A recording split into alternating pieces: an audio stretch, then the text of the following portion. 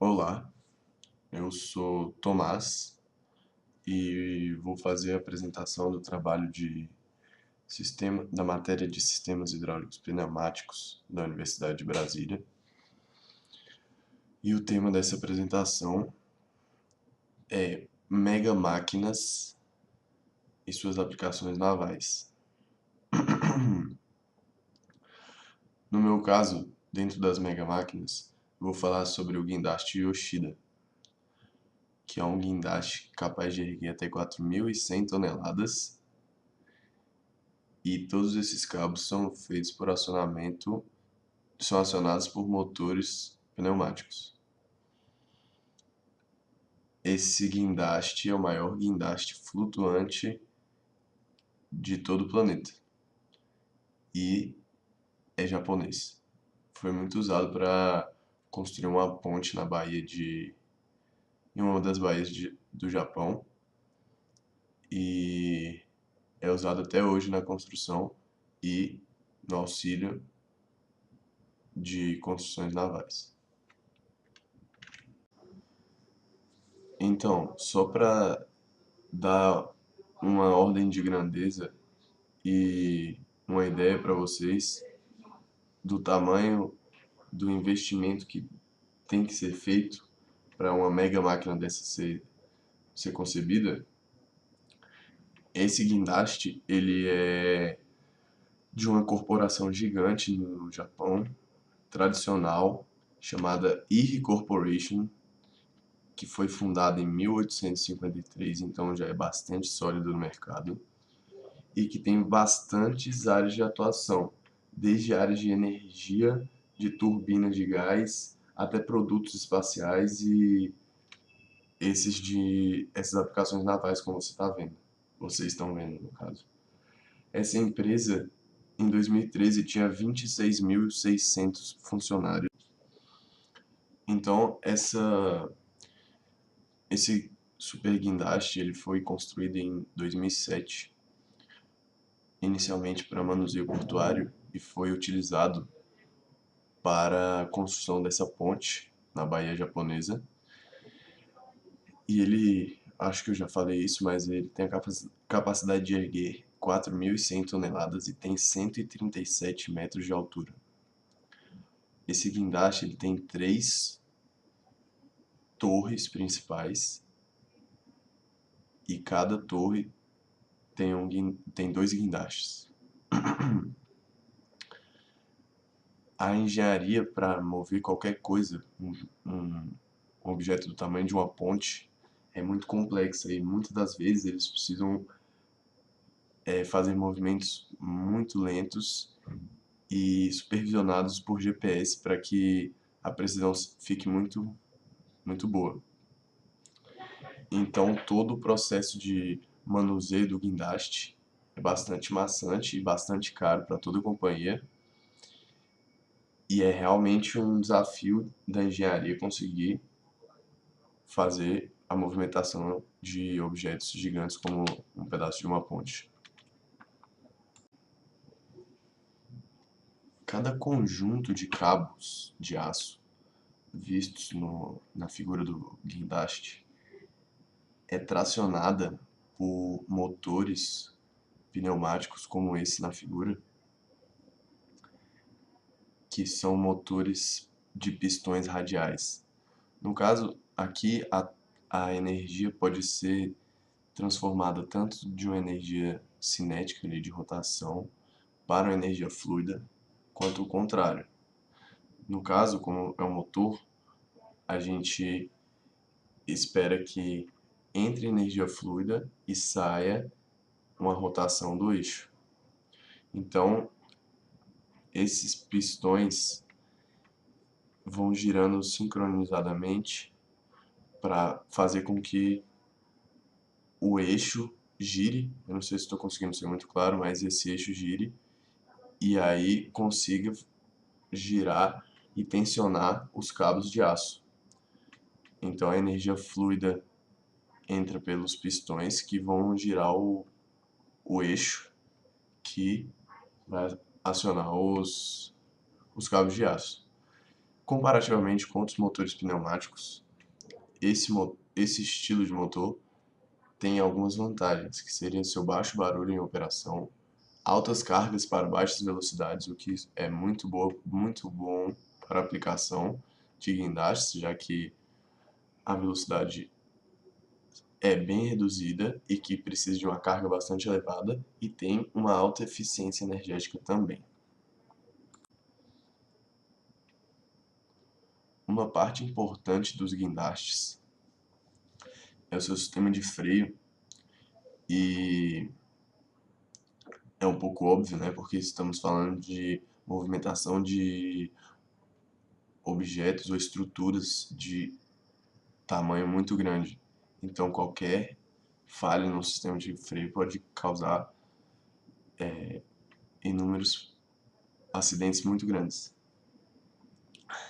No caso, existem dois estilos de sistema de freio mais utilizados entre os guindastes, que até esse link eu coloquei para um artigo que fala sobre isso, que seria sistemas mecânicos mesmo de freio, que seriam algo como disco de freio, que igual de carro, que você vai ter que usar pastilhas e frenagem mecânica, que vai gerar bastante calor e não é muito recomendado por ter maior capacidade de falhas. A segunda opção, que é a mais utilizada de acordo com o artigo, é um sistema de freio regenerativo baseado em motores e geradores elétricos. Então,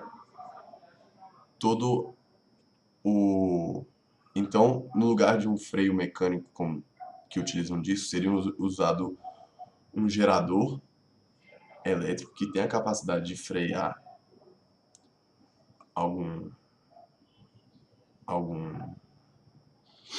movimento, e com isso você ganha um aumento da eficiência energética, porque você vai estar gerando energia e vai ter um sistema melhor e mais preciso, mais confiável de freio, baseado em toda aquela ideia da gaiola de esquilo de motor de indução e essas coisas, motor/gerador, né? E é isso e assim funciona o sistema de freio dos guindastes. Aqui está uma eclusa, né? Ela funciona com o princípio de abrir e fechar comportas, e essas comportas são acionadas por mecanismos hidráulicos.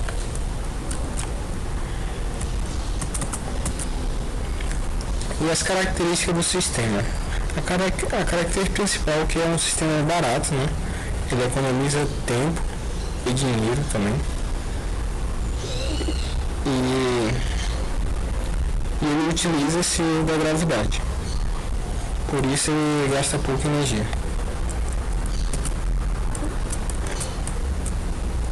As eclusas podem ser simples, de múltiplas câmaras, de escada de eclusas germinadas, e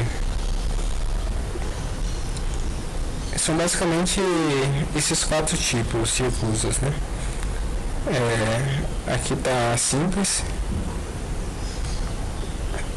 aqui está germinada e aqui está a escala de eclusas. Eu vou falar um pouco mais sobre o funcionamento da eclusa simples e o conceito dela para se estender para as outras, né? Uma eclusa simples ela é composta por 3 compartimentos, né, de água, que é o compartimento jusante, o compartimento montante e a câmara de enchimento. Basicamente, ele funciona da seguinte forma: o compartimento montante geralmente tem mais água do que o compartimento jusante. Aí eu quero transportar desse sistema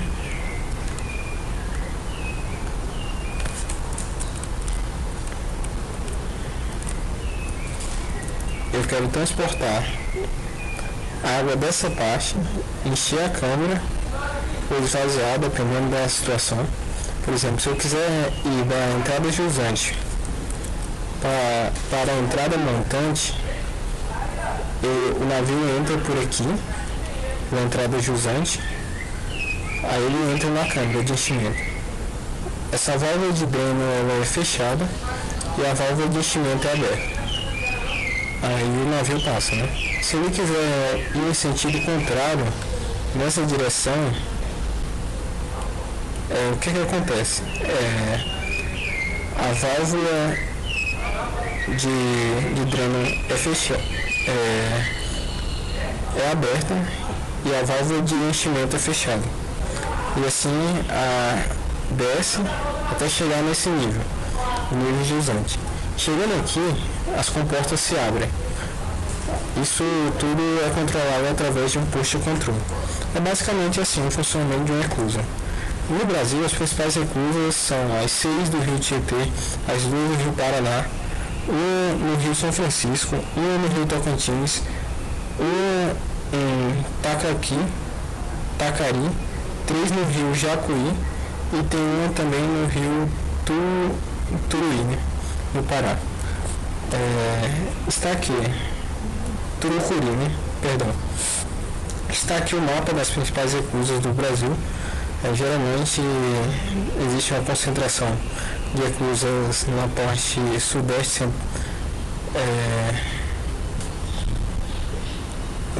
sudeste, né? E sul, do que nas outras partes, apesar de nós termos um país muito navegável, né? Isso são basicamente essas eclusas que nós temos. Eu queria falar também um pouco sobre um dos maiores sistemas de transposição do mundo, que foi o Canal do Panamá, né? Ele foi inaugurado em 1974 e desde lá mais de 1 milhão de navios passam por ele, né? Desde a sua fundação.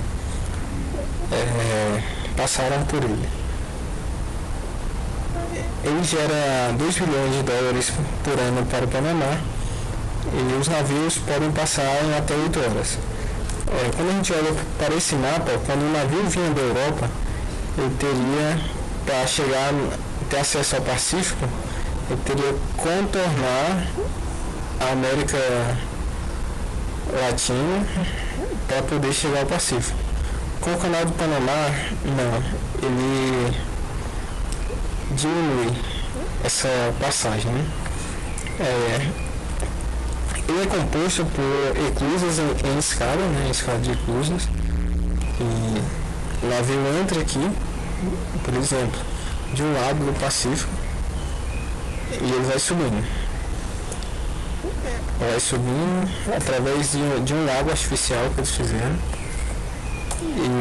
E assim eles conseguem transportar os navios de um oceano para o outro oceano, do Pacífico para o Atlântico e do Atlântico para o Pacífico.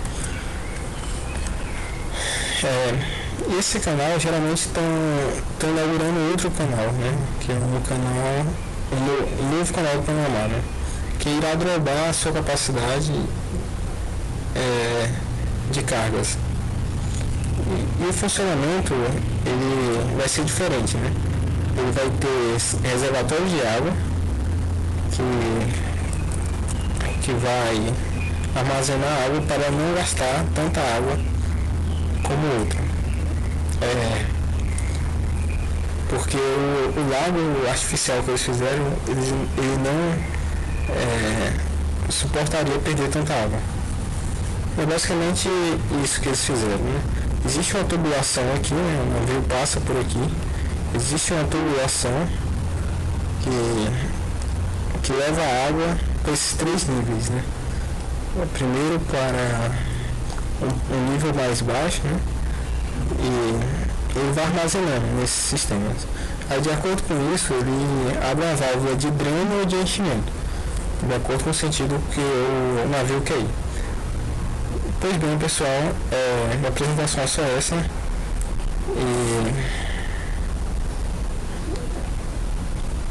E é isso. ainda no âmbito da indústria naval, eu queria relacionar um tipo específico de navio, que são os navios cargueiros. São o tipo de transporte de mercadoria, os maiores tipos de transporte de mercadoria já construído pelo homem.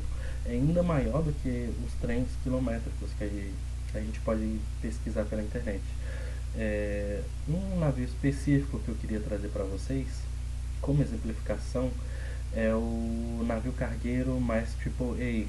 Ele pode carregar até 165 mil toneladas. E mais especificadamente quanto a esse tipo de navio, eu queria discutir a respeito do controles dele. Porque, como eu apresento aqui, ele pode carregar até 165 mil toneladas. E a gente pode ver também, vendo o datasheet do navio, que ele pode andar até uma velocidade máxima de mais ou menos 50 km por hora. Ele não dá em km por hora, eu não lembro exato. Mas com essa velocidade e com essa massa exorbitante, a gente tem que tentar estimar qual é a eficiência do sistema de controle que a gente vai implantar para que ele consiga fazer a movimentação dele, porque a inércia nessa velocidade e também com uma massa exorbitante dessa é muito grande. E para isso, o sistema de controle adotado para essas grandes embarcações são sistemas hidráulicos, porque ele consegue entregar uma potência maior com a menor massa do sistema em si. Tá, o controle dos navios, de modo geral, eles são realizados por meio de um leme, que nada mais é do que uma paleta, se pode se dizer assim, que pela diferença, como eu posso dizer, a diferença de direção dela em relação ao escoamento da água, cria uma força que vai movimentar a direção do navio, em termos de ângulo, né? E que dá pra ver aqui no exemplo que eu trouxe, no Max AAA, ele tem dois lemes, mas que possivelmente poderia se ter mais três, quatro, cinco, seis, depende da finalidade do navio. E esses lemes eles podem ser controlados de dois jeitos diferentes. São sistemas com polias, que basicamente são implantados para navios menores, e sistemas hidráulicos, como eu coloquei, que entregam uma potência maior e podem ser empregados em maiores embarcações. Aqui eu só trouxe esses dois, possivelmente há outros, por exemplo, como em teoria elétrico, sistema elétrico, motores elétricos, mas não são utilizados porque não tem uma eficiência muito grande e de modo geral não é aplicável. Tá, e para exemplificar por que o sistema hidráulico é tão benéfico em relação ao sistema com polias, por exemplo, aqui a gente tem um modelo de como funcionaria esse sistema com polias para embarcações pequenas, como eu coloquei. No deck do navio, o capitão está aqui direcionando, realizando alterações na rota do navio. Essas alterações, por meio de polias, são levadas até o leme, e a partir disso ocorre a mudança de direção dele. O que acontece? Há um limite para a força empregada aqui até chegar aqui. Então não necessariamente pode se garantir que quando você sai de um ângulo de 0 graus para um ângulo máximo de 45, por exemplo, acho que é menos que se usa, mas exemplificando, a força que você aplica no leme vai garantir que ele se mantenha em 45. Você poderia usar sistemas mecânicos para garantir isso, mas aí você vai complicando o seu projeto, e quando você faz isso, não como via de regra, mas você pode aumentar o peso também. E além de que, se a gente pensar que, por exemplo, no navio que eu trago como exemplo para vocês, o sistema de cabine de controle fica mais na frente, dificilmente você conseguiria transmitir toda essa força aplicada no timão do navio lá para o leme, que fica na parte de trás. Então já não seria benéfico. Você poderia implantar esse sistema para navios menores, por exemplo. E o sistema hidráulico, como eu coloquei, ele consegue entregar uma potência maior para o leme, para o sistema de controle do navio, e não só isso, ele entrega uma potência maior usando um peso menor na embarcação, o que é benéfico, dado que uma embarcação gigante como essa, mesmo sendo gigante, ela ainda tem que procurar uma eficiência, dado que ela tem uma finalidade comercial, que é carregar mercadorias. Além também de que há uma simplificação na transmissão dos sinais de controle, porque você não está transmitindo o movimento em si, você está transmitindo um sinal, possivelmente elétrico, que vem da cabine de controle e vai para o sistema hidráulico que já está na parte traseira do navio. Então, o que acontece? Você pode acionar uma válvula aqui, que vai iniciar uma bomba hidráulica, que vai poder direcionar para, por meio de uma bypass valve, a direção que você quer que o seu leme esteja. Então, você pode movimentar para a esquerda ou para a direita o seu fluido de trabalho, e desse jeito vai haver a movimentação também do seu leme. E aqui tem a planta desse navio, uma planta exemplificada, dada que a planta oficial do navio não é disponibilizada pela empresa, mas que mostra o que acontece. Quando a gente aciona uma bomba hidráulica com o auxílio dessa válvula direcional, a gente pode movimentar para um lado ou para o outro o fluido de trabalho, fazendo com que o leme se movimente junto com ela. Algumas das bibliografias utilizadas pela gente, e muito obrigado pela atenção.